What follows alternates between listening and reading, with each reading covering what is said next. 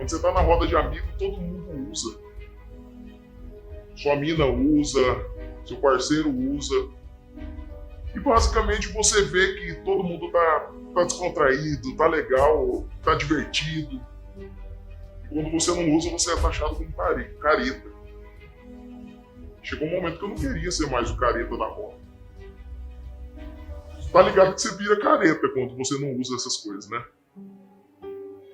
Mas o problema é que a maconha é só o começo de tudo.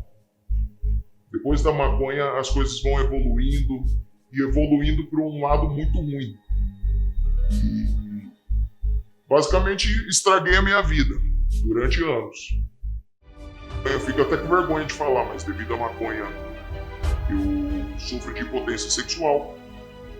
Eu tenho dificuldade de raciocínio mesmo. Parece que a maconha me desacelerou de certa maneira que eu não consigo pensar na velocidade que eu pensava.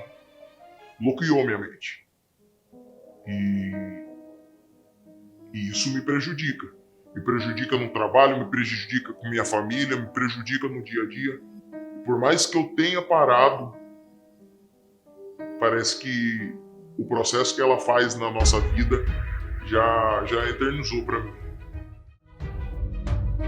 E tudo começou com a maconha, que é a droga que todo mundo fala que é inofensiva, mas dela você vai pulando pra outra, e a própria maconha te detona. Maconha faz mal para a saúde? Ela pode causar dependência? Preste atenção neste vídeo porque é isso que eu vou falar. Maconha é uma planta chamada cientificamente de cannabis sativa. Ela sempre está em discussão porque é a droga ilícita mais usada no Brasil e no mundo. Para você ter uma ideia de como este tema é importante, só no Brasil estima-se que mais de 8 milhões de pessoas já experimentaram maconha. Deste, 20 ou 30% passam a consumir uma vez por semana e cerca de 10% tornam-se usuários diários.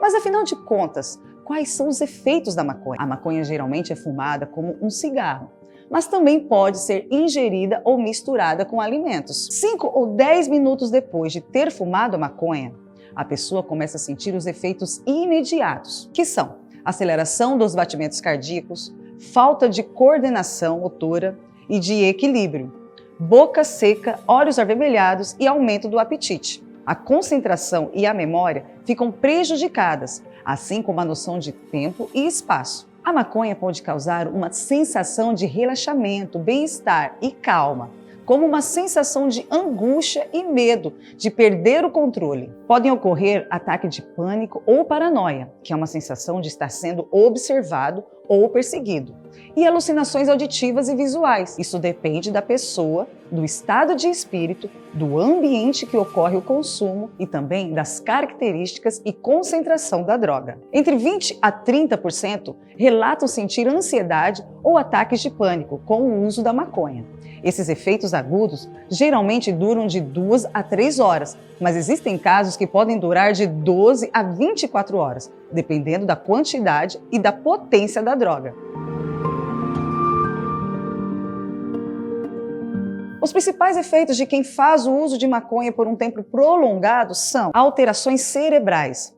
Até os 20 anos de idade, o cérebro humano está em desenvolvimento, e a exposição do cérebro com a maconha pode alterar bastante esse desenvolvimento. Adultos que começaram a usar maconha na adolescência apresentam problemas de concentração, memória, aprendizagem, controle de impulsos, capacidade de tomar decisões e de realizar tarefas complexas. Alguns estudos sugerem que aqueles com uso regular da droga podem ter uma diminuição do QI em 8 pontos, ou seja, podem ficar menos inteligentes. Transtornos psiquiátricos. O uso frequente de maconha aumenta os riscos de alguns transtornos como ansiedade, depressão, bipolaridade e psicose, como a esquizofrenia.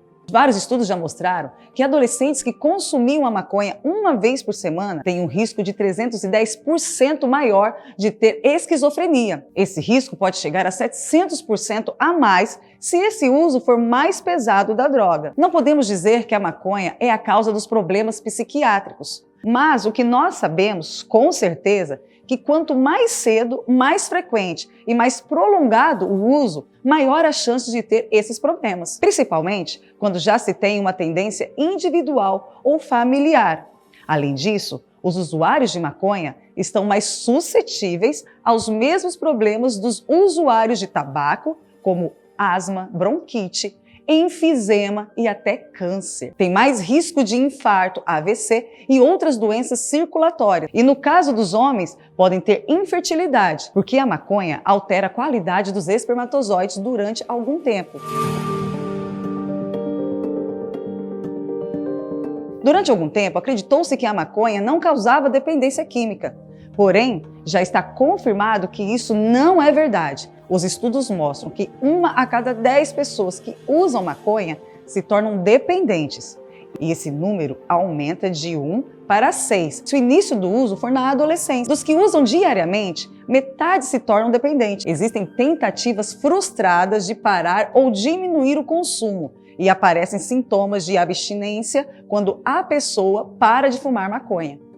Esses sintomas são irritabilidade, insônia, diminuição do apetite e um desejo intenso de consumir a droga, que nós chamamos de fissura. Uma grande dificuldade que enfrentamos no tratamento destes pacientes é que não aceitam que tenham um problema com a maconha, não se consideram dependentes e não querem parar de usar. Como as consequências do uso vão aparecendo ao longo prazo, de forma lenta e gradual, fica mais difícil para o usuário identificar que a droga está lhe causando efeitos e prejuízos. Além disso, muitas pessoas defendem que a maconha é uma droga leve e que não faz mal para a saúde. Porém, já vimos aqui que a maconha pode causar diversos problemas e que para algumas pessoas ela é muito prejudicial. Se você se identificou com esses sintomas ou conhece alguém que está passando por esses problemas, procure um psicólogo ou um médico psiquiatra para uma avaliação e um aconselhamento. Em alguns casos, o tratamento adequado pode ajudar muito.